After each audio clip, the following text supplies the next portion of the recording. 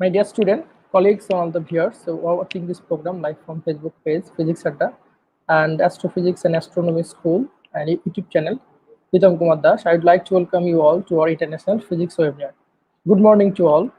So hope you are well and safe from Corona pandemic. So as we know that we are staying in a Corona pandemic situation, and it's very difficult for us to continue our normal academic program inside the campus. So we have to start our online program. I think you have already come to know that the Department of Physics, Pabna University of Science and Technology has started its online program, including online international physics webinar. And we have successfully completed our 202nd international physics webinar, and it's our 203rd international physics webinar. And we have with us here today Dr. James Libby, sir, Professor, Department of Physics, Indian Institute of Technology, Madras, Chennai, India, and he has already connected with us. So I'd like to welcome our speaker, sir. Good morning, and thanks for Good morning. accepting our invitation, sir. Oh, And thank you welcome very to our much. university and country through online. I'm just sorry I Okay. cannot come in person. So Yeah, of course, I'll definitely invite you after the COVID for a face-to-face session, and you should come our beautiful country. Okay, so for those who are new, I'd like to inform you all that you can also join with us by using this link, and you can also ask question by commenting Facebook and YouTube. I think you have already come to know the title of this today's international webinar. Title is the Belle 2, Flavor, Physics and More at the Intensity Frontier, and our speaker is Dr. James Libby, Professor, Department of Physics, Indian Institute of Technology, Madras, Chennai, and I think you will enjoy this exciting webinar. Sir, it's your time. You can start your session. okay. Thank you very much, Professor Das, for the nice introduction. Yes, sir. Yeah, I will start. I have one question. Do you normally collect all questions at the end of the talk? Yes. Or do you like to Yes, we'll. interrupt the speaker? Because that's also fine if you want to ask questions as Okay, I go through. if I'll get any relevant question, then I'll stop you. Otherwise, we can discuss all the question later. That's fine. Whatever you prefer. I'm Okay. comfortable. All right, so I'll begin. So I'm going to be talking about high energy particle physics experiment Belle 2, and I'll explain the subtitle pretty much during the introduction as what we're trying to do, this flavor physics at the intensity frontier. So just to guide you as to what I'm going to cover this morning, first of all, I'm just going to introduce the idea of frontiers in particle physics, because I know some people, this is a terminology that we use to describe the different types of experiments that we do. And from that, one will be able to identify what the intensity frontier is. Then I'll talk about this flavor physics and its role in the history of the development of particle physics as a whole. So really motivating historically why this is such a interesting field of study still, given the insights it's given us in the past. So it very much predicts new observations, things that could be happening that have not previously been seen before, what we refer to as new physics or beyond the standard model physics.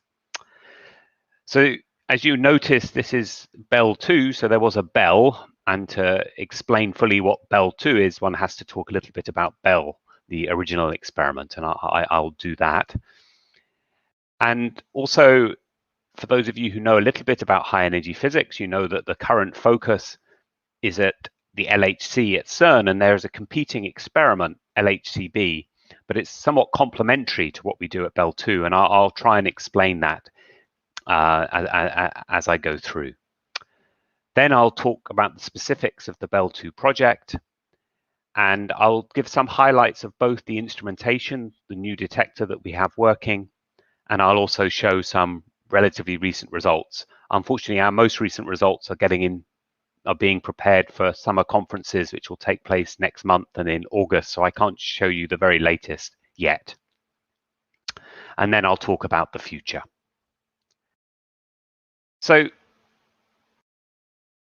just to give you, if you're very interested in this, I will show you this reference, which is the so-called Belle 2 physics book, which is a very intimidating several hundred-page document that describes our whole program.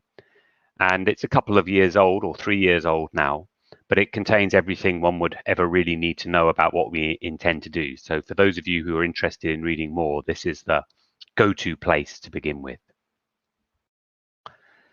So as with any talk about particle physics, we should start by describing the standard model. This is the paradigm that has worked so successfully to describe three of the fundamental forces of nature. And this can be split quite nicely by considering the quarks here, which undergo interactions via the strong force mediated by the gluon. Then one can add the charged leptons, which don't feel the strong force, but do feel the electromagnetic force because they're charged particles like all of the quarks. And then one has the neutral electrons and neutrinos, which only interact weakly or electroweakly via the W and Z bosons. And the missing piece of this puzzle that was discovered early in the last decade at CERN was the Higgs boson, which generates the masses of these heavy gauge particles, these force carriers, the W and the Z, as well as all the masses of the quarks and charged leptons as well. So we note that gravity is outside this, but this has been an exceptionally successful model, and this three-generational structure is there, and I'll talk more about that, where we have these three generations of quarks. Now, what I'm going to talk about today is actually the weak interactions of quarks. That's really what flavor physics is. It's how the quarks interact with the W and to some extent the Z boson as well. Of course, leptons and neutrinos will also play a part of some of these interactions. But just to show you how successful this paradigm has been, I'm going to quickly run through a few things about the standard model, and that's the number of Nobel Prizes that it's won. So starting with the idea of quarks from Gell-Mann, and then the discovery of the charm quark, we also then had a Nobel Prize for the overall structure to Glashow, Weinberg, and Salam. Then there was the CP violation in the strange quarks. I'll talk more about CP violation. Then the W and the Z bosons discovered at CERN in the early 1980s. Then the second generation of neutrino by Steinberg and collaborators. Then for the actual discovery of the quarks by Taylor and collaborators at SLAC for deep inelastic scattering. Then the first discovery of the neutrino went to Cowens and Reiner, so they did their reactor experiment to find this. Then the tau lepton to Marty Pearl. Then Tini Veltman and Gerardus de Hooft had shown that the standard model is a renormalizable theory, so they also won the Nobel Prize for that. Then the strong interaction in the gluon and the idea of confinement from Politzer, Gross et al. Then the third generation and CP violation for Kobayashi and Maskawa. I'll talk more about that. Then Nambu, Higgs, Englert for the Higgs boson. So all in all, to make colleagues in other areas jealous, we have 14 Nobel Prizes for this one model. But of course, there are many problems with this model, some of which are empirical. The first of which is we can't accommodate neutrino mass within the standard model. And that's already won a Nobel Prize from Snow and Super Kamiokande for Kajita-san and MacDonald. And the universe itself is made up largely of stuff we don't understand. So there's dark matter and of course dark energy, though I'm not sure particle physics will have so much to say about the nature of dark energy. Also, when we look up into the night sky, we realize that the universe is completely dominated by matter rather than antimatter. And our standard model is largely symmetric between matter and antimatter and predict almost equal amounts of them. and much more radiation in the universe, unless there'd been some imbalance between these in the early universe. Then, of course, we haven't included gravity, the force that we feel the most, but is so weak that it doesn't play any active role in terms of modern particle physics. Then there are what people call aesthetic problems of the standard model. Why we have these three generations, why there are so many parameters required. You need to put in by hand the masses, the nature of the Higgs potential, the coupling strengths of the various forces, and also how the quarks mix, which I'll talk about. And these parameters also have a very unusual hierarchy spanning many orders of magnitude, going from the mass of the electron, say at 500 kiloelectron volts, up to the top quark, which is nearly 200 GeV. And also there's something called the hierarchy problem, which I won't have time to talk about, but basically these parameters have to be extremely fine-tuned, whereby the model, or the Higgs mass in particular, is only stable if you tune these parameters up to the 18th decimal place, which seems highly unnatural. You wouldn't do, you wouldn't be allowed to do this in other areas of physics. And of course, the ultimate goal is the theory of everything, where we can unify all of these forces together.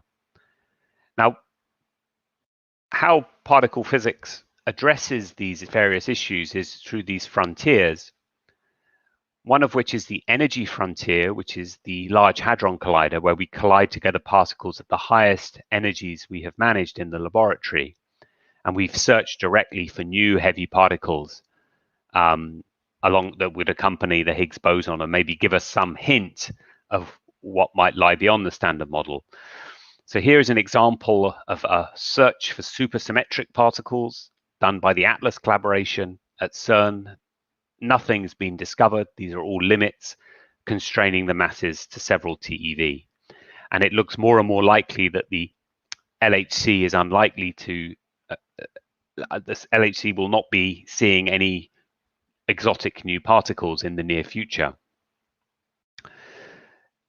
Then there's the so-called cosmic frontier, which uses sources from space and the universe to study particle physics. And principal amongst these is the direct search for dark matter.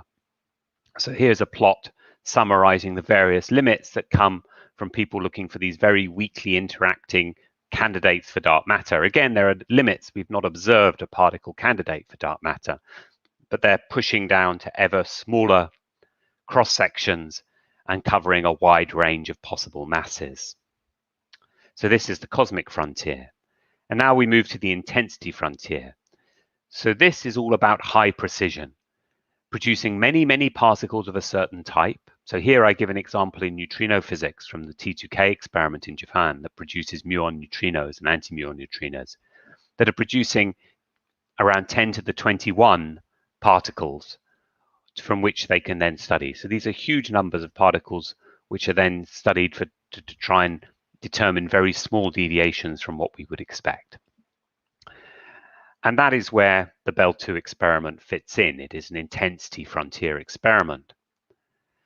And what Belle 2 will hopefully address is pretty much all of these problems with the standard model, apart from those to do with dark energy and gravity, because they usually lie, their effects are so small, they do not affect our laboratory-based experiments. So flavor physics, as I said in the introduction, this is to do with the weak interaction between quarks. And the sort of discoveries that led to this being a field was when there was this zoo of particles discovered in the decades after the Second World War, as accelerators developed and higher energies were produced in the laboratory. And there was this zoo of exotic particles. And until Gale-Mann came up with his quark hypothesis, that there'd be three quarks, the up, down, and the strange, and imposed order on this, these various particles that have been discovered, the so-called eightfold way, particle physics started to gain some sort of real simplifications and an overarching theory that could describe everything that we saw. But there were some anomalous things seen as well. In particular, there was a rare decay of what's called a neutral kaon, which is a strange quark and an anti-down quark, which was expected to turn into pair of leptons, a mu plus and a mu minus. And how that's done is that we draw these diagrams, so-called Feynman diagrams, which show how the various particles transition from one type to another. So here, I don't know if I put the axes on, no. So there's time running from left to right. And as you go along in time, your strange and anti-down quark become a pair of W bosons, which in turn become a pair of leptons with the exchange of a quark and a neutrino in between the two initial state and final state particles. And given the advances that came as the Standard Model developed, this rate could be calculated, and it was expected to be much, much larger than what was actually observed. And this led to something being proposed, that there must be a fourth quark, and this is a so-called GIM mechanism, the Glashow, Iliopoulos, and Majani mechanism, which said that we can have exactly the same diagram, but I'm going to add in a new particle, the charm quark, which is just like the up quark, except heavier. So in the same way that the strange quark is the same as the down quark in terms of its charge, it's just a heavier version of that. So it completed the second generation of particles. And what happens when you do this is that when you sum together the two quantum mechanical amplitudes that you derive from these two diagrams using the Feynman calculus, there's a cancellation that happens because the couplings between the different flavors of quarks lead to a minus sign between these two diagrams, leading to an almost exact cancellation and the predicted rate to be close to zero. It's not quite zero, and this decay rate was observed, and that's because the up and the charm quark are not degenerate in mass. They have different masses, so there is a small difference between these two diagrams, driven entirely by the mass of the charm quark. So even though the mass of the charm quark is 3 times the mass of the kaon, they were actually able to predict what the charm quark mass could be by looking at the rates of this type of decay. And that is in essence what we still do today in flavor physics. We measure very precisely rates and decays of quarks, and there could be new heavy particles within such loops that mediate them that we can then see evidence for without directly producing them. And they can be at much higher mass scales than the mass scale you're actually probing in your experiment. So another example of this is something called B-mixing, where we introduce now the third generation, where this is the Argus experiment, which took place at DAISY in Germany in the 1980s. It's a bit hard to see on this, but what's special about this particular event is it's 2 semi-leptonic decays of the B meson, but the 2 leptons have the same charge, which can only happen if the B meson's gone through a mixing process, which is very similar to that neutral kaon decay. It has this box of quarks and W's here, but it's most sensitive to the top quark.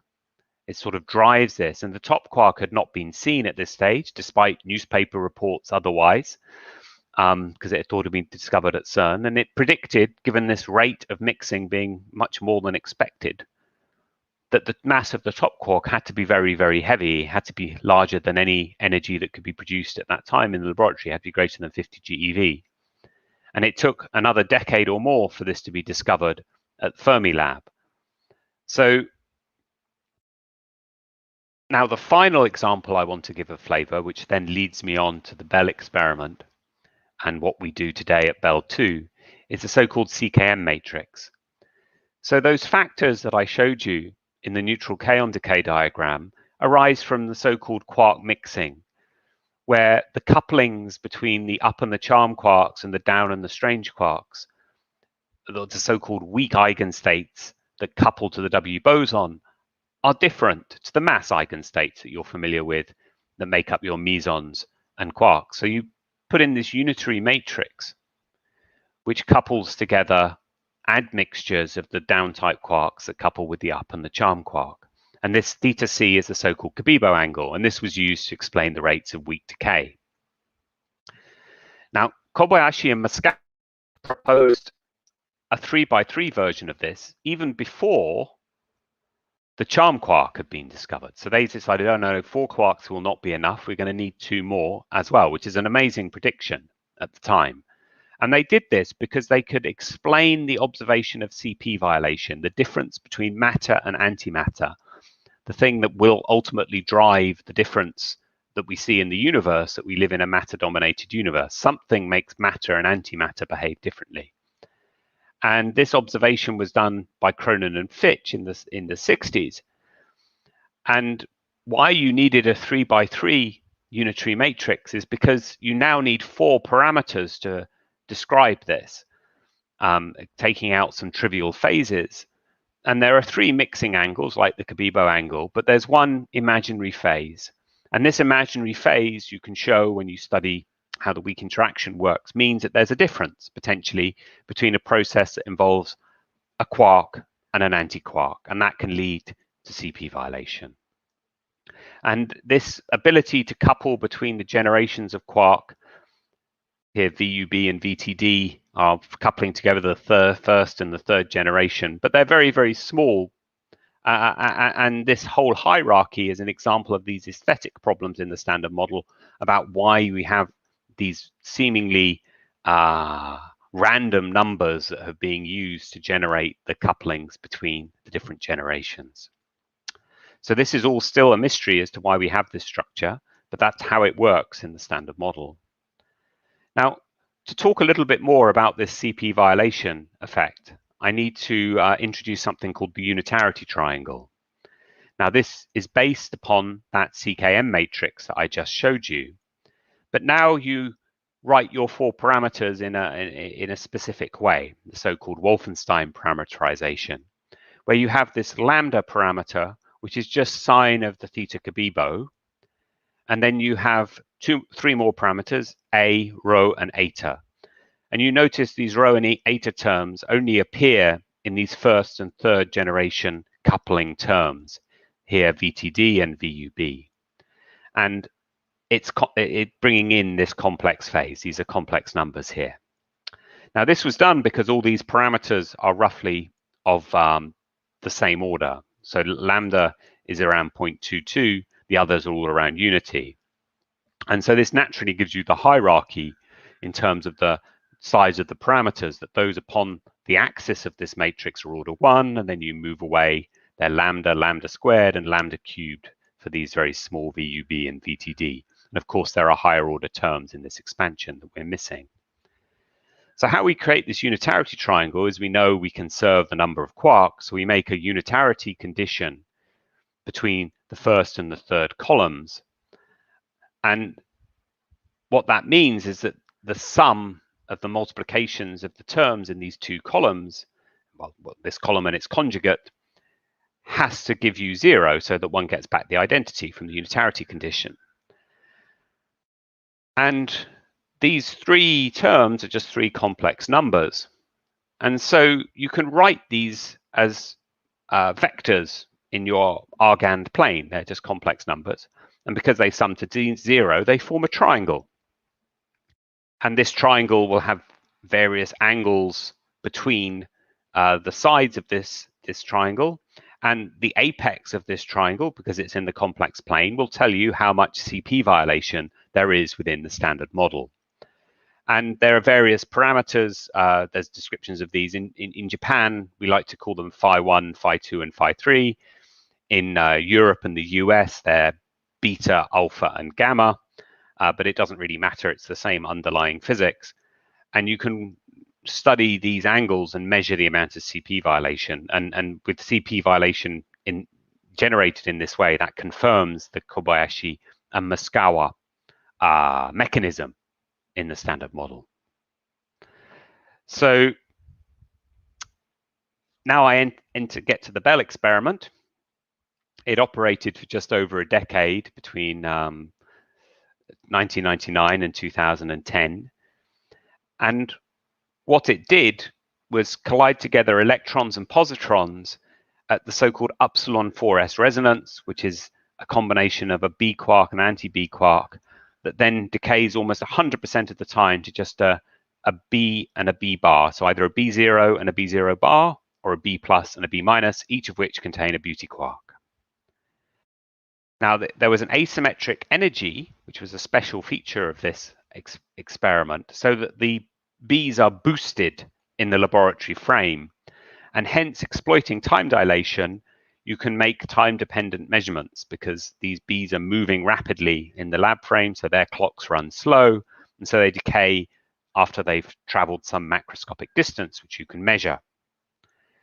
There's also a nice quantum mechanical effect. They're in an entangled pair when they're a B0 and a B0 bar, which helps with certain measurements, but is a complicated piece of quantum entanglement, so I will not discuss too much today.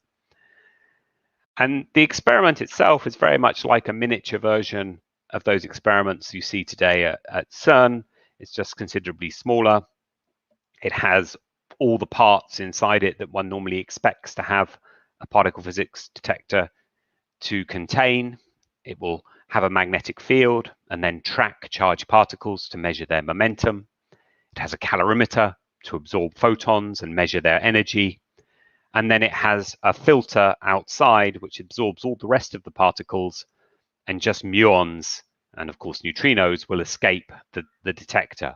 The muons you then see in detectors outside, and you can fully reconstruct the form momentum of all the particles involved, and given that you know the initial state as well, you can actually work out the direction of the neutrino as well. So it's a very nice environment to study particles because you only have these two Bs decaying. So there's only between 8 and 15 tracks, or 18 and 15 particles produced in each collision, compared to the hundreds and hundreds that you would see at the LHC. And we can also tell all the different particles apart from one another. So this is so-called particle identification. So these ran successfully. It also had a sister experiment in America called Babar, which collected roughly half the data that the Belle experiment did. And between these two experiments, they made important measurements for which Kobayashi and Masukawa won the Nobel Prize. Principally amongst them, the so-called golden mode was the measure of CP violation in the decay of B0 to J psi, a charm, anti-charm quark, and a neutral kaon, the K short. And again, it revolves around this box diagram that we had before, which I talked about at Argus. But here we have this VTD element that couples together the first and the third generation. And so it contains information about that complex phase that we're interested in. And so combined together, these this mixing diagram allows us to access information about one of the angles of that unitarity triangle because we're sensitive to those rho and eta parameters. So how we get access to that is we actually, because it's a phase, you need things to interfere with one another. So you have two possible diagrams where your B0 or B0 bar decay to this final state of a J psi and a K short. So it's the same final state, different initial state. But because of this mixing, these two will interfere with each other. So something will either mix or not mix and then decay to this final state. And given this mixing diagram, you end up with different amplitudes contributing. You get the interference term, and you can construct an asymmetry in the decay rates, which is actually a dependence upon the time that they live for. So it's a time-dependent decay rate. So this motivated the boost that is there in the Belle detector. So this asymmetry allows you to access this sine 2 beta or sine 2 phi 1 parameter, and that was well measured by this experiment by Belle and Babar.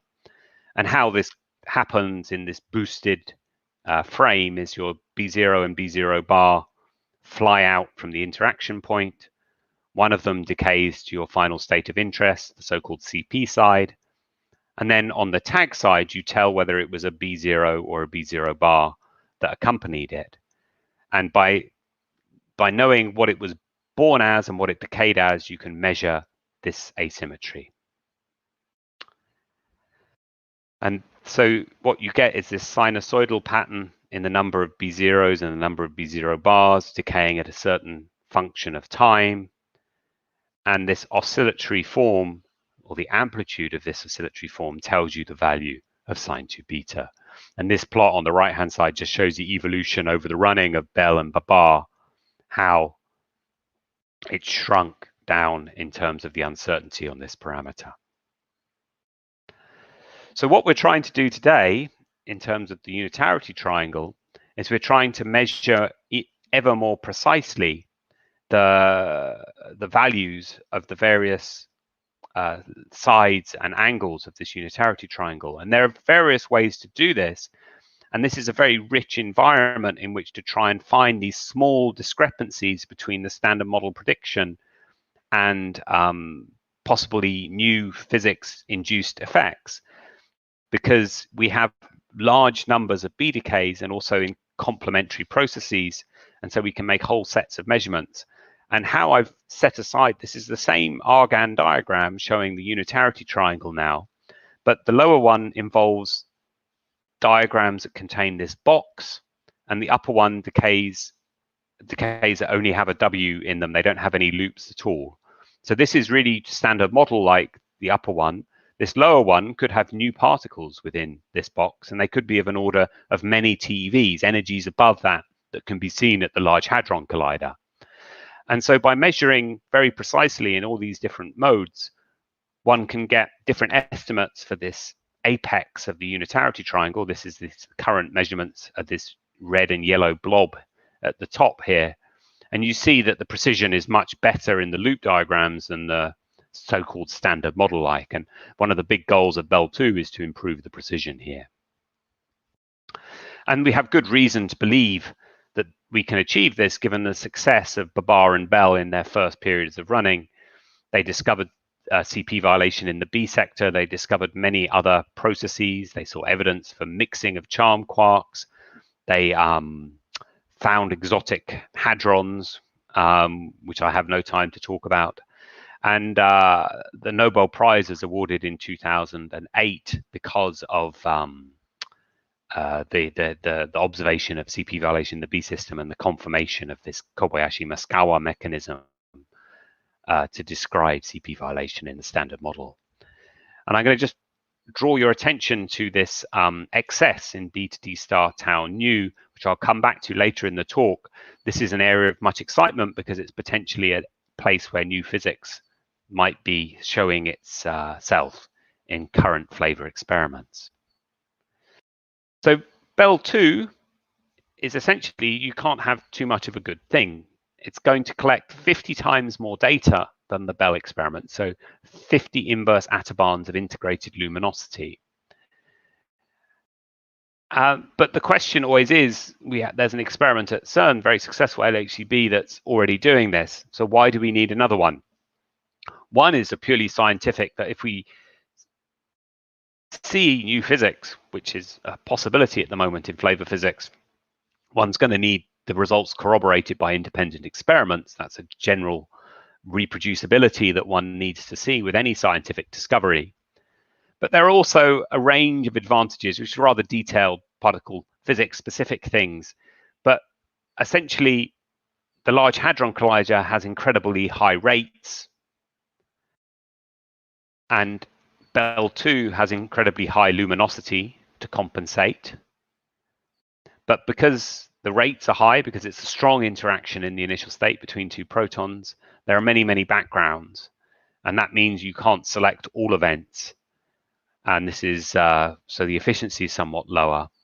And things that are difficult to reconstruct, so-called neutral particles, pions and K-shorts, are much easier to do at Belle 2. And then there are some further differences where, the blue is good for Belle, bad, and red is bad for Belle. And you see that there's somewhat parity between the two experiments. So there's a great deal of complementarity between our physics programs. So how this is all being achieved, this 50 times more data, is by increasing the peak luminosity of the accelerator where Belle 2 works, the super KEKB. And so this plot shows pretty much all the major accelerators over the last 5 decades and how their luminosities have increased over time. And you will see that super KEKB is aiming to be the world record holder of, and it already is the world record holder for the highest possible instantaneous luminosity. So this is how many particle collisions one can get in a short period of time. And it's going to aim even higher to get up to around 10 to the 36 inverse centimeter squared per second. And just like transistors in a CPU, this has been linearly growing over time. So this luminosity is a very complicated quantity. And this expression I'm not going to expect you to understand, but it depends upon a few key factors. One of which is just the beam current, how many electrons and positrons one can squeeze into your beam. The other is this so-called vertical beta function, which is really no more than the size of the beams when they collide with one another. So it's how much you're packing this high current into a small amount of space. So there are various ways one can increase this to try and get that 50 times more data. One is to increase the beam currents, and but unfortunately with this, because it's an accelerator where you'll be emitting lots of radiation, this would actually melt the beam pipe, and it's a very difficult thing to do. So without devising new materials with which to make the accelerator. So what we have done is we've actually reduced the size of the beams, and we have a so-called, and they're nanometers in size now. This is the so-called nano scheme, whereby the collision point between the electrons and positrons are the collision point between the electron and positron, the beams are squeezed down to some tens of nanometers in size. And this is compared to hundreds of microns that were there in the original Belle experiment. So the KEKB was the original collider at Belle. So there's lots of clever things that are done to do this. And we're well on the way to achieving this, as I'll show you a little later. So this is the accelerator Super KEKB. All the bits in yellow have been replaced from KEKB. I won't talk about this in detail, but essentially it's a whole new machine, and it's the first particle accelerator since the LHC to come online. And it's really doing what it hopes to do. So the spread of the collision point is measured in these figures here, and the spread was a few millimeters at Belle, but now we're down to less than a millimeter in the longitudinal direction. So we haven't got a measurement. I have got a measurement, but it's complicated to describe, of the vertical spread as well. But it's as expected, essentially. But it's been shrunk down significantly by an order of magnitude. I will skip over the accelerator performance. I just show you that we're steadily accumulating more and more data. So this is just from a few weeks ago. We've now accumulated a data set which is heading towards 200 inverse femtobarns. So it's not as large yet as that collected by Belle, but it hopefully will be by next summer. And then we're going to continue to take data through the rest of this decade to get to that 50 times more with various upgrades of the accelerator. The Belle collaboration is spread all over the world and contains 1,000 physicists, including many from India, nearly 50 of us. So the nearest institute to you is IIT Guwahati in Assam. They're one of our collaborators. This is IIT Madras down here. And you see that there's a big geographical dispersion of the people involved with this experiment. So it's not as big as the CERN experiments, which are a few thousand people, but it's still one of the largest projects ongoing in particle physics. So the detector is very similar to Belle, and parts of it are the same. In fact, they've reused the same magnet and also all the iron, and the calorimeter is the same as before. But there have been significant upgrades as well to deal with the much higher rates that will be there from this increased luminosity. And there's much better particle identification through this so-called time of flight top counter. And there's a much improved silicon vertex detector for measuring time-dependent CP violation and to perform tracking. So this top detector, just to talk briefly about this, is a very cute idea where a track of a particle, a charged particle, as it traverses a medium, if it's traveling faster than light in that medium, there's a coherent effect, very much like the sonic boom that comes from an aeroplane exceeding the speed of sound, which leads to a coherent light front coming out, which is then totally internally reflected in this bar of quartz.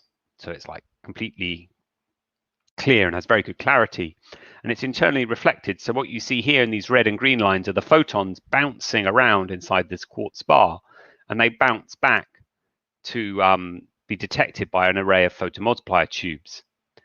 And this rays of quartz bars are all around the collision point, so they can measure this light as it's emitted by particles as it traverses through this so-called top or time of propagation detector. But the angle that this Cherenkov light comes out at can be measured by how long the photons take to reach the photomultiplier tubes. So that's and their position. And there's this very distinctive pattern that builds up. And the Cherenkov angle depends on the mass of the particle involved. So you can tell whether something's a pion, which is about 4 times lighter than the kaon. And this pattern is measuring the position on the photomultiplier tube and the time at which it arrives. And this is one of the quartz bars to give you a sense of what these things look like. And this is real data now, where you have each of these dots as a photon that's detected. We have photomultipliers with good single quantum efficiency. And these are the hypotheses if it were a pion, a proton in red and green. And then in blue, you have the kaon hypothesis for the mass of the kaon. And you see that most of the photons align directly on top of what you would expect if it were a kaon. So you can identify it as a kaon using statistical techniques. The silicon detector contains 2 layers of pixels and then 4 layers of double-sided silicon detectors. One of these layers, layer 4, was produced by the Indian groups, and this was done over several years before the detector started running, and is one of the first state-of-the-art detectors produced in India. So we're very proud of this. And it's performing very well. It measures vertices very precisely, and it's also rather efficient as well for finding charged particles, more efficient than the Belle detector. So Belle is here in red and Belle 2 in blue, and this is the precision, and it's significantly better. So before I finish, I'm just going to show you a few of the recent highlights that are there. So with Belle 2, with our much smaller data set, we've rediscovered this CP violation that was measured very precisely by Belle and Babar. So this is the same asymmetry here as this is caused by sine 2 phi 1 or sine 2 beta. And the result that we get is statistically compatible with the previous measurements, though the precision is much worse because we don't have so much data yet. But it's showing very well that we're performing, the detector's performing as expected. We are also doing things with not just beads, we're doing charm physics as well. So these d mesons contain a charm quark and a light quark, and the big measurement that we'll produce for the summer is that we're actually going to make the most precise measurement of the lifetime of the d, which tells us a lot about the weak interaction and the strong interaction.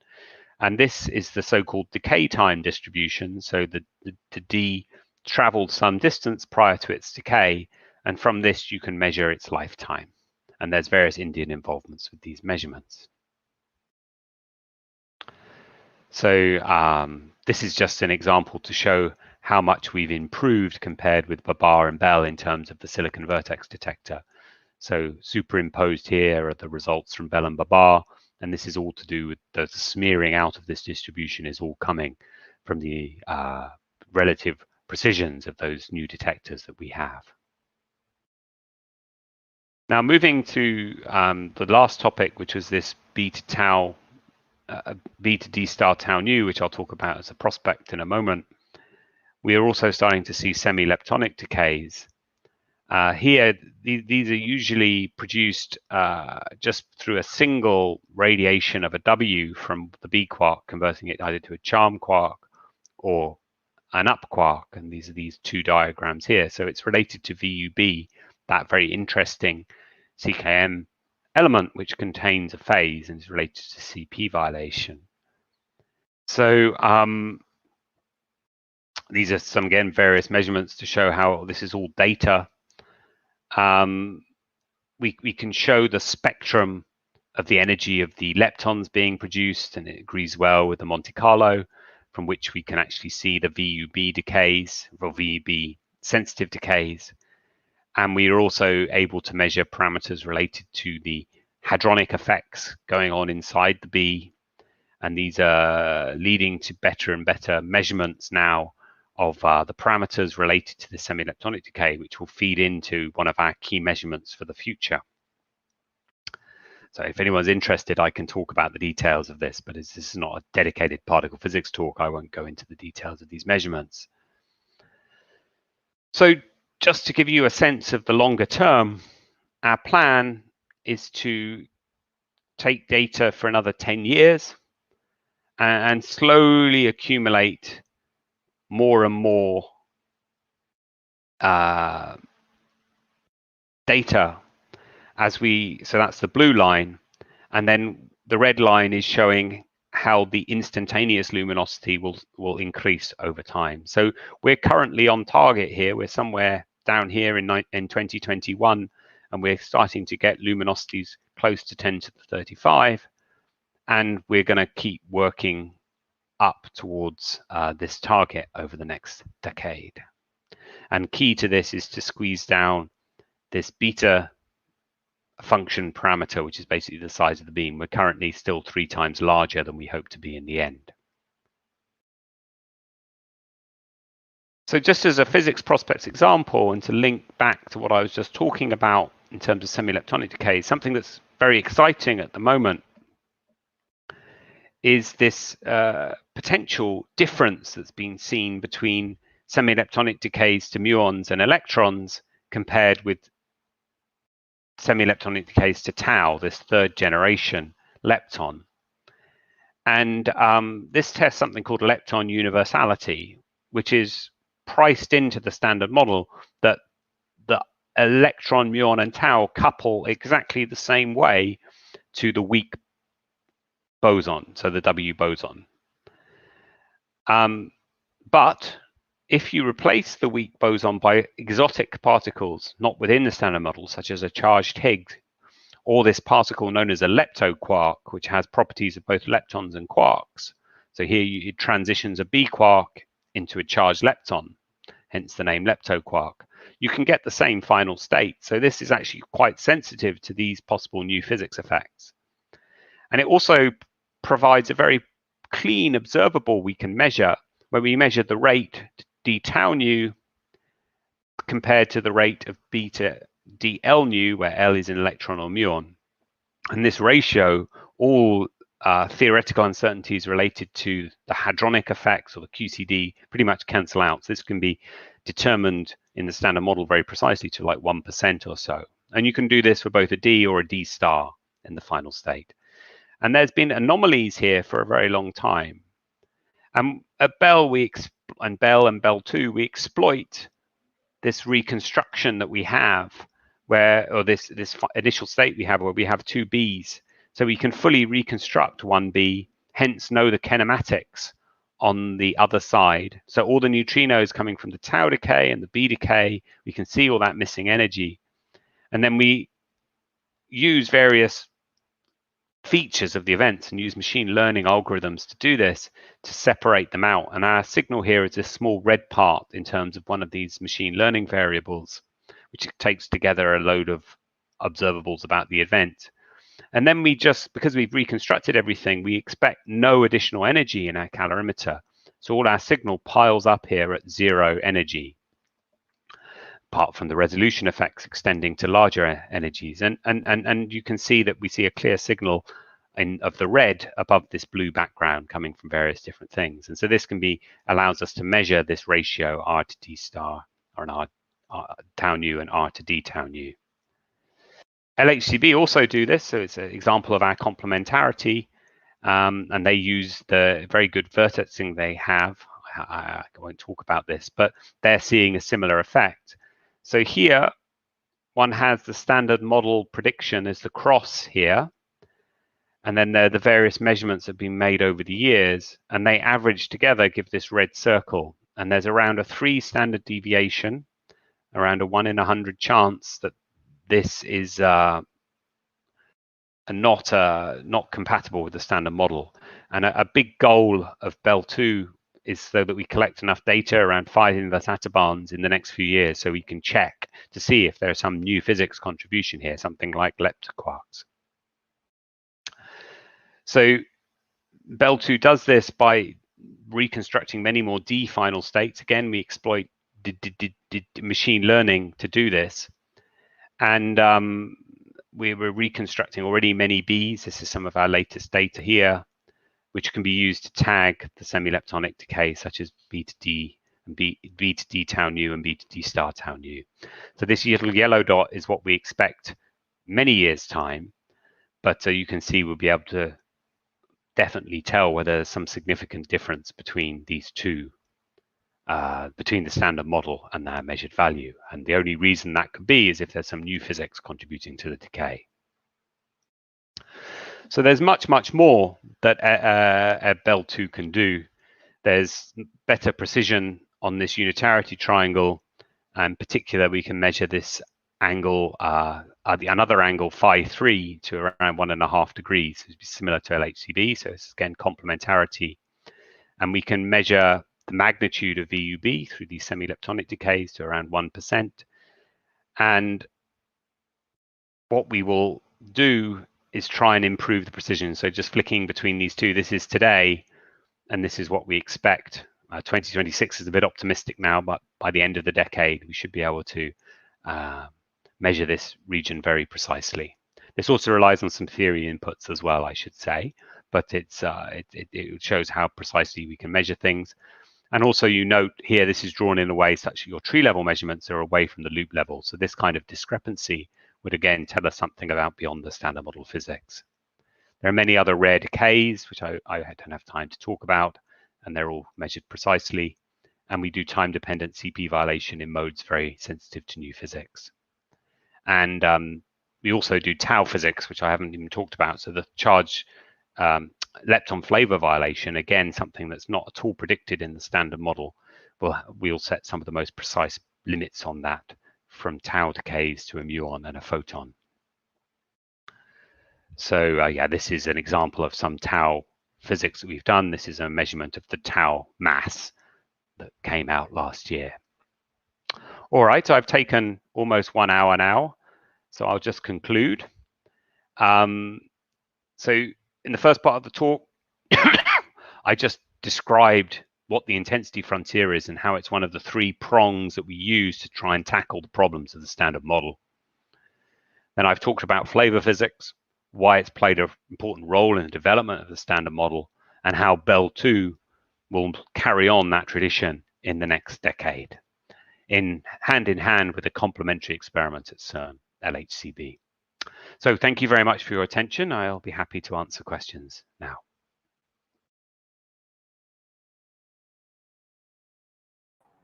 Okay, sir. Thank you for your wonderful presentation and exciting. We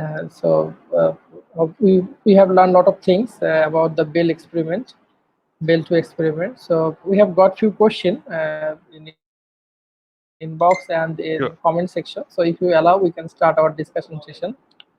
Sure. Should I close my slides, or should I keep them? I probably should keep them open because I may wish to reference them in the questions. You can keep it open. Okay.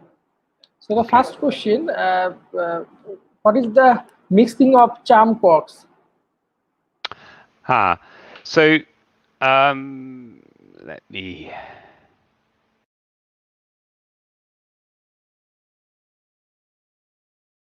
Yeah, so here we have, this is a mixing diagram where we take a B0 bar to a B0 through such a box diagram.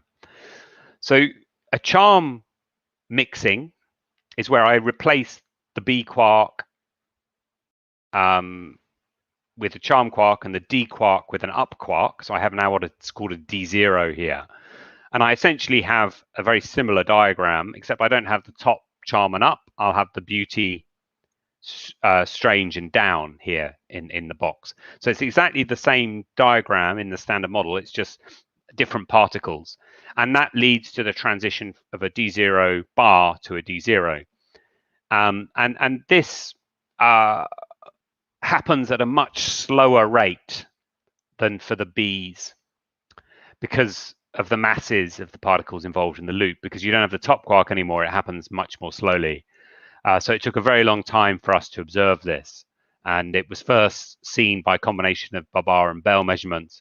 And actually just last week, LHCb showed a single measurement that clearly shows what the rate of mixing is and how it differs from the from zero. So we've seen this process. It's a little more complicated because it's so slow. There's hard to calculate theoretical effects to do with rescattering, where you have the D0 going to a pi plus and a pi minus, then the pi plus and pi minus annihilate to form a D0 bar. Now, that's not something you describe by a Feynman diagram. That's something you have to describe differently. And because of this long period for the mixing, it's a much bigger effect, such rescattering in the D system. So it's not so cleanly related to these kind of box diagrams. And there's a lot of work that has to be done to do the theoretical interpretation. But it's essentially the same thing, but just with a charm quark instead of a B quark. Thank you, sir. We have another question. So how the neutral leptons acquire mass if not from Higgs field? So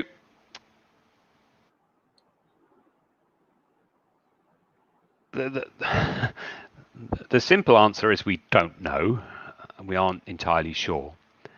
But the problem arises because in the standard model, if I look at a mass term for a Yukawa coupling to the Higgs, I end up having to couple together a right-handed spinner with a left-handed spinner.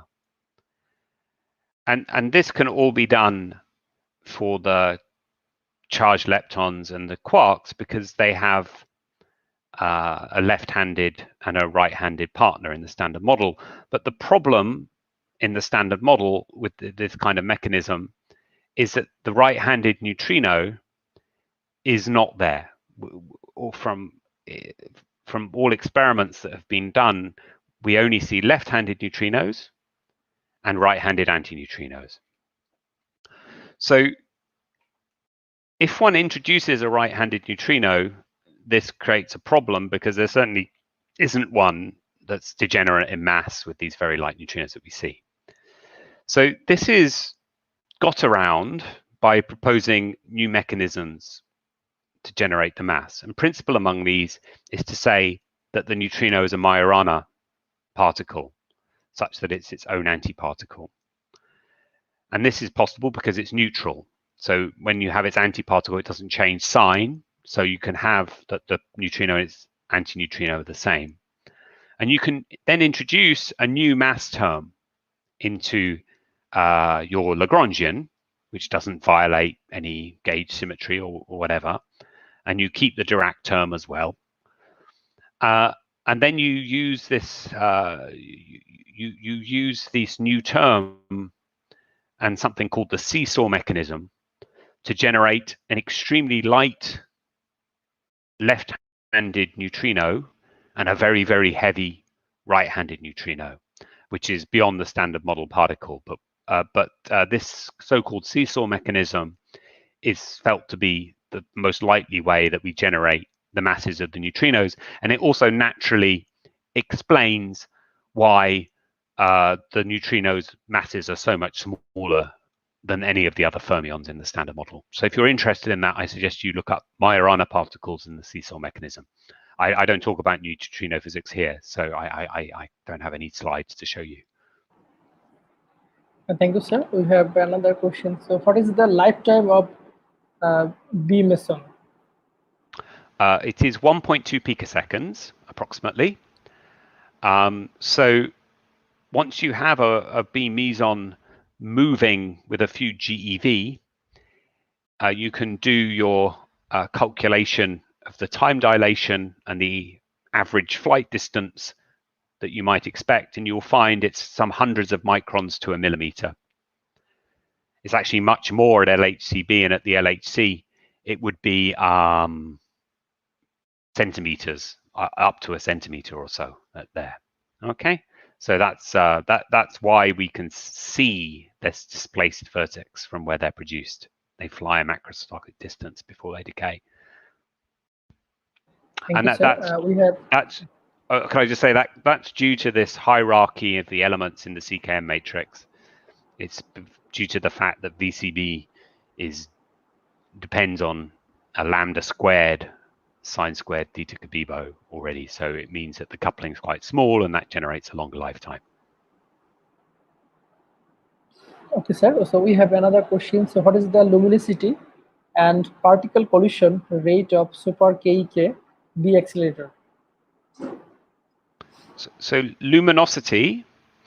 So there are two factors. Okay. What is luminosity, or what is super KEKB's luminosity? The luminosity and the particle collision rate of super KEK accelerator. Okay, I'm not quite sure I understand the second part. What particle? First one is what is particle collision rate of particle super pollution. Yeah, particle collision rate. Pollution. I'm not sure what is meant by that. That's not a term I'm familiar with. But the first one is what is the luminosity? Yeah. The luminosity is so if you look at the rate of interactions in a collider, it will depend upon two things. One is the cross section for those two particles to interact with one another. So and the electron and the positron, so-called cross section. The other part is to do with the accelerator, and that's the luminosity. And the relationship between the rate and the and the cross section is one of proportionality. So the higher the cross section, the higher the rate, the number of particles produced. And luminosity is that constant of proportionality. And we then can define that in terms of various parameters about the accelerator, such as the current, the area of the size of the beams, and then there's these things to do with how they interact with one another, so-called beam tune parameters. But essentially, it's the size of the bunches, how much charge you're squeezing into a small area over a shorter period of time will increase your luminosity. So it's a parameter of accelerator physics. I can have a guess about the pollution part. You may be talking about radiation that's there. So there is a huge amount of radiation that comes from the accelerator because, as you probably well know, if you accelerate a charged particle, as you must do to keep it inside a circular accelerator, it will radiate synchrotron radiation. And the rate of that synchrotron radiation is proportional to 1 over the mass of the particle to the 4th power. So synchrotron rate is much, much higher in electron-positron machines than it is, say, at the LHC, because of the difference in mass between the electron and the proton. But this synchrotron radiation is essentially stopped readily by the shielding that we have around the accelerator, and it doesn't cause transmutation in the same way that hadronic detectors do. So the actual parts of the detector do not become radioactive in the same way as they do at the LHC, for example. So radiation is a problem when the detector is running. You would not do very well if you were inside the tunnel and exposed to the radiation coming from the accelerating electrons and positrons, but radiation is not a big issue as soon as the beam shut off. If that answers your question, I'm just projecting what you may have meant. Sir, thank you. So we have another question. So are the massive neutrinos observed at Belle 2 experiment indicate towards the new kind of neutrinos, and how massive are they than the known ones? So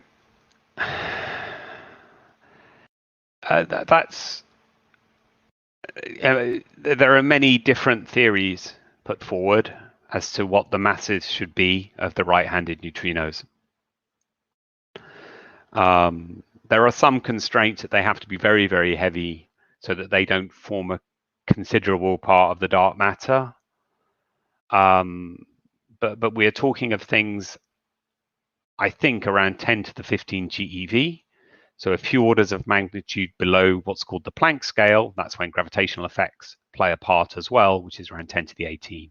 So we're talking of things very close to what's called the Planck scale, where gravity is as important as the particle interactions. So that's basically saying, you know, something so energetic or so heavy that its gravitational effects are rivaling the particle effects as well, the particle interactions.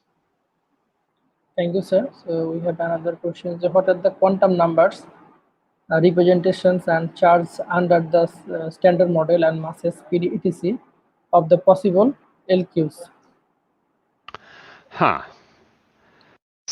So again, there are many different theories put forward for the leptoquarks, some of which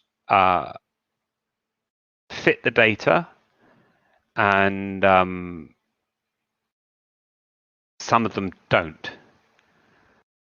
So my best understanding, I'm not a theorist, so I should be careful, is that you actually, a leptoquark that has the same quantum numbers, so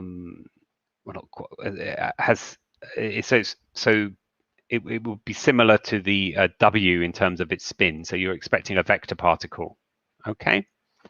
It would not have a spin parity violating. So it's spin one, so-called vector leptoquarks are favored, and they would also, they have to be somewhat special in that they have very limited couplings to the first generation.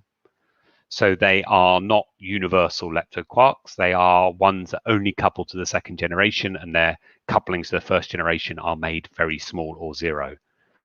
So those are the ones that are kind of allowed or best fit the data at the moment. So something which is a vector particle. And then the quantum numbers are what you're talking about is, so if I just get my, sorry, maybe what you were meaning, I may have talked about something else more than you meant.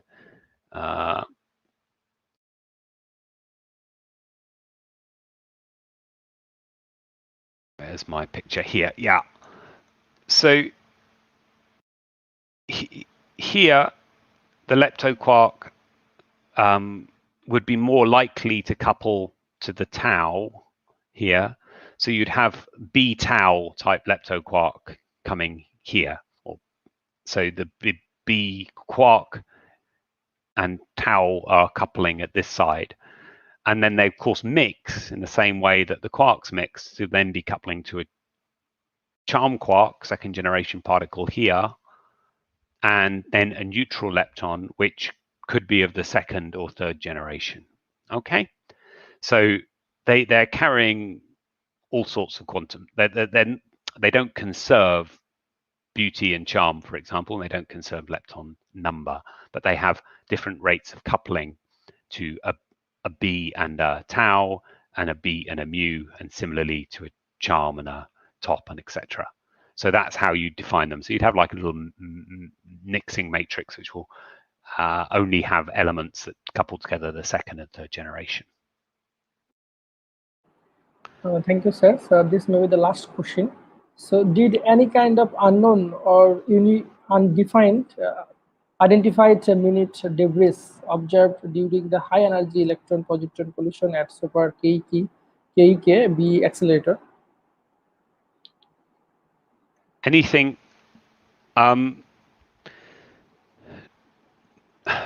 So no, we don't.